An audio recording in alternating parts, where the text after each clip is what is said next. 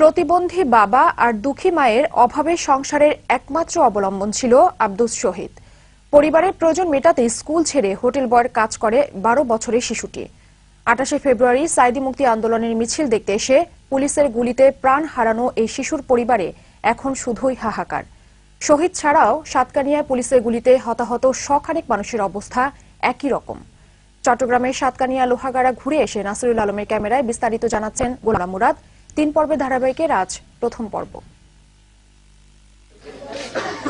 Hotel থেকে দুদিনের ছুটিতে অসুস্থ মা বাবাকে দেখতে এসেছিল শিশু শহীদ। ছুটি শেষে হোটেলে ফেরার পথে মাওলানা সাইদির মুক্তির মিছিল রাস্তার ধারে দাঁড়িয়ে দেখছিল সে। এ সময় মিছিলে নির্বিচারে গুলি চালায় পুলিশ।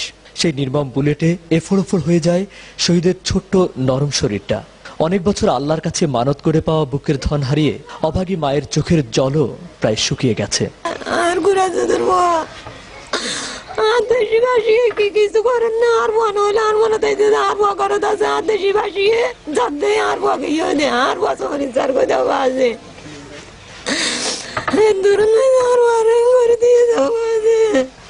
শুধু শহীদ নয়, ঐতিহ্যগতভাবে ধর্মপ্রাণ এলাকার সাতকানিয়ায় সপ্তাহব্যাপী সাইদি মুক্তি আন্দোলনে নিহত হয় 5টি তাজা প্রাণ। পুলিশের গুলিতে দীর্ঘদিনের খেলার সাথীকে হারিয়ে সতীর্থ শিশুরাও এখন নীরবে নিভৃতে চোখের জলে বুক ভাসায়। সাথে কিছু পড়তো, লেখাপড়া করছো কখন? কি করতে তোমাদের সাথে, কেমন লাগতো তোমাদের কাছে?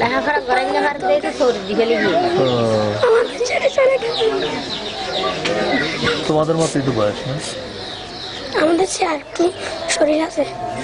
সাধারণ মানুষের উপর পুলিশের এমন নির্মমতায় ক্ষুব্ধ প্রতিক্রিয়া জানান স্থানীয় জনপ্রতিনিধিরাও।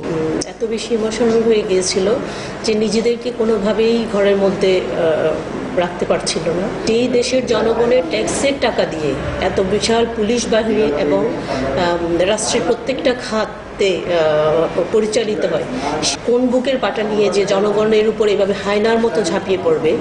এমন কত শিশুর প্রাণহানি হলে পুলিশের ঘাতক বুলেট থেকে রক্ষা মিলবে অসহায় নিরীহ মানুষের? এমন প্রশ্নই এখন নিভৃত পল্লীর হাজারো মায়ের।